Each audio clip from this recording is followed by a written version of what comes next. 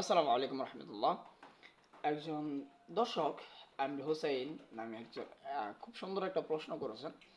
And এই প্রশ্নটা নিয়ে আমি অলরেডি একটা ভিডিও বানাইছিলাম, বাট ওইটা আনফর্চুনেটলি আমার ডেস্ক থেকে আমি ডিলিট করে ফেলছি। ইভেন রিসাইকেল বিন থেকেও আমি ডিলিট করে ফেলছি। জানি না কেমনে কি হয়ে গেল। যাই হোক, মানে টোটাল এডিটিং মেডিটিং সব কিছু কনফার্ম, সব কিছু ঠিকঠাক, বাট আনফর্চুনেটলি ওইটা ডিলিট হয়ে গেছে। সো যাই হোক, উনি যে প্রশ্নটা করছে ওই প্রশ্নটার প্রেক্ষিতে আমরা অ্যান্সার করার ট্রাই করব, এবং আরও বিস্তারিত লিখলে হয়তো ভালো হতো। তো চলুন আমরা dive into the question and I am gonna give answer. So উনি যে প্রশ্নটা করছেন, আসসালামু আলাইকুম, প্রথমে সালাম দিয়েছেন, ওয়া আলাইকুম আসসালাম রহমতুল্লাহ। আমার ভাতিজা মারা গেছে নাবালক অবস্থায়। তার জন্মের পূর্বে তার বাবা মারা গেছে।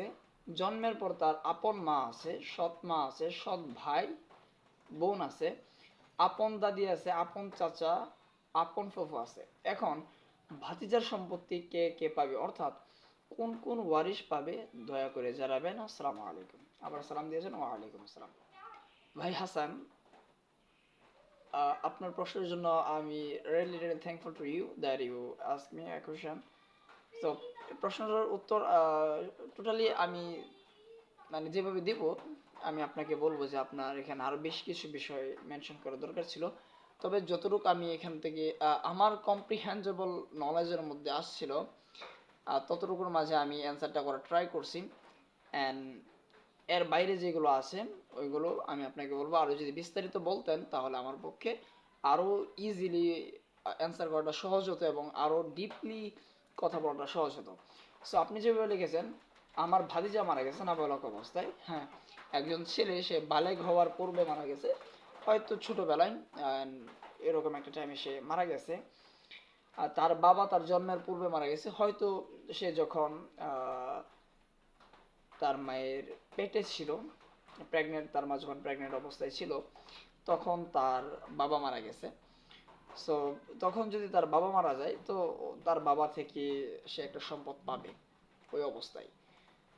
এরপরে আহ, তার তাহার আপন মা আছে, তাহার আপন মা আছে, হ্যাঁ, আপন মা আছে এবং সৎ মা আছে।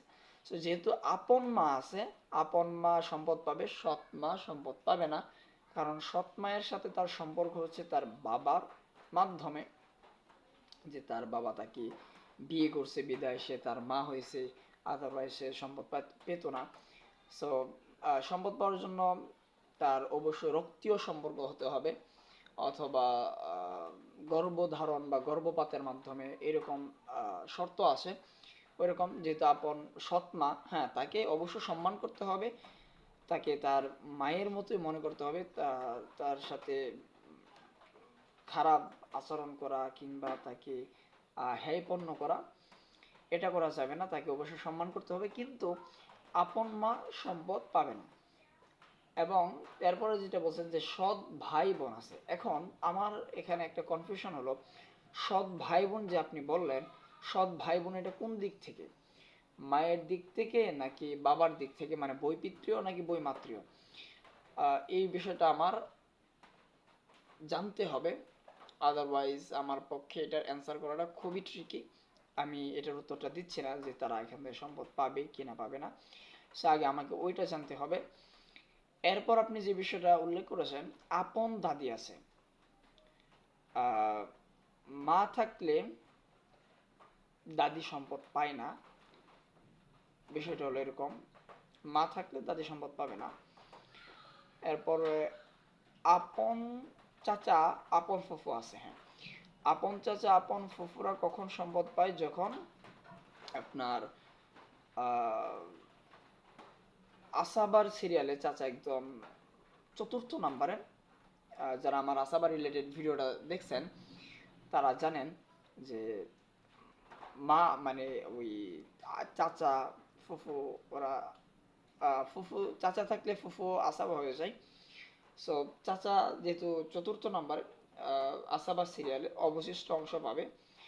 সো ওইটা চাচা এখান থেকে সম্পদ পাবে যদি তার কোনো ছেলে, তার বাবা, তার দাদা ওই রকম কিছু না থাকে। এখন ভাতিজার সম্পত্তি কে কে পাবে, অর্থাৎ কোন ওয়ারিশ পাবে দয়া করে জানাবেন। আসসালামু আলাইকুম। ওকে, ওয়ালাইকুম আসসালাম। সো আপনার প্রশ্নের অ্যান্সারটা আমি যতটুক ইজিলি পারা যায় আমি দেওয়ার ট্রাই করছি। সো আমিও মানুষ, আমার মাঝে ভুল ত্রুটি হতে পারে। সো যদি কোনো ভুল হয় আল্লাহর কাছে আমি ক্ষমা প্রার্থী, এবং যদি সঠিকটা আমি জানতে পারি তখন আমি ওইটা শুধরে নেব ইনশাআল্লাহ এবং আপনাদেরকে জানিয়ে দিব। সো এখানে আমি আপনাকে যে বিষয়গুলো বলবো, আপনার এখান থেকে এক্সাক্ট যে কাজটা করার দরকার ছিল তার যে সৎ ভাই বোনের কথা আছে ওইটা আপনি যদি একটু মানে বুঝিয়ে বলতেন যে তার সৎ ভাই বোন বলতে কিরকম, যে তার বাবার দিক থেকে সৎ নাকি তার মায়ের দিক থেকে সৎ, ওইটার জন্য ফারায়াজের জন্য এই জন্য এইভাবে ব্যবহার করতে হয় যে বৈপিত্রীয় ভাই, বৈপিত্রীয় বোন, অথবা বৈমাত্রীয়, বৈপিত্রীয়, এরকম এরকম যদি আপনি ইউজ করতেন তাহলে খুবই খুবই ভালো হতো। এখন আমি টোটালি কিছু বুঝতে পারছি না যে আপনি কোন দিক থেকে বৈপিত্রীয়, কারণ একজন মহিলার তো বেশ কয়েক জায়গায় বিবাহ হতে পারে, স্বাভাবিক বিষয়। ইসলামী শরীয়তে বিধান রয়েছে তালাকের পর কিংবা স্বামী মৃত্যুর পর ইদ্যত পালন করার পর তারা বিবাহ বসতে পারবে। আর পুরুষের ক্ষেত্রেও ঠিক, পুরুষের জন্য বিয়ে করে একসাথে 4 বিয়ে করা যায় যাচ্ছে, এখন 4টার বেশিও করতে পারবে যদি একসাথে 4টা করা যায় যাচ্ছে। আর যদি একসাথে পঞ্চম নাম্বার, যদি একসাথে 4জন স্ত্রী থাকে তাহলে পঞ্চম নাম্বার স্ত্রী গ্রহণ করা তার জন্য হারাম হবে। একজন স্ত্রীকে তার তালাক দিতে হবে, তারপর বিয়ে করতে হবে, এরকম একটা অবস্থা। একজন পুরুষ 100 বিয়েও করতে পারে, সমস্যা নাই, তবে একসাথে 4জন স্ত্রী রাখতে পারবে। একজনকে তালাক দিয়ে পঞ্চম জনকে অ্যাকসেপ্ট করতে পারবে, পঞ্চম জন আরেকজনকে তালাক দিয়ে আরেকজনকে তালাক দিয়ে এইভাবে একসাথে 4জন রাখতে পারবে। সো এটা বুঝবেন। সো এখন আপনি যে বিষয়টা মেনশন করেছেন যে সৎমা যেহেতু আছে, সৎমা তার যে ছেলে আপনার ভাতিজা তার বাবার থেকে সম্পদ পাবে, বাট তার যে সৎ ছেলে ওইখান থেকে সে সম্পদ পাবে না।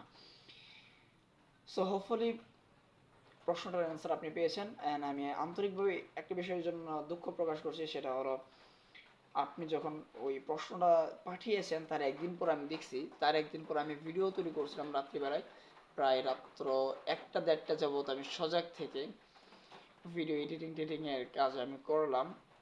বাট আনফরচুনেটলি আমি টোটালি ভিডিওটাকে ডিলিট করে ফেলছি, একটা ডিলিট করতে গিয়ে আরেকটা ডিলিট করে ফেলছি।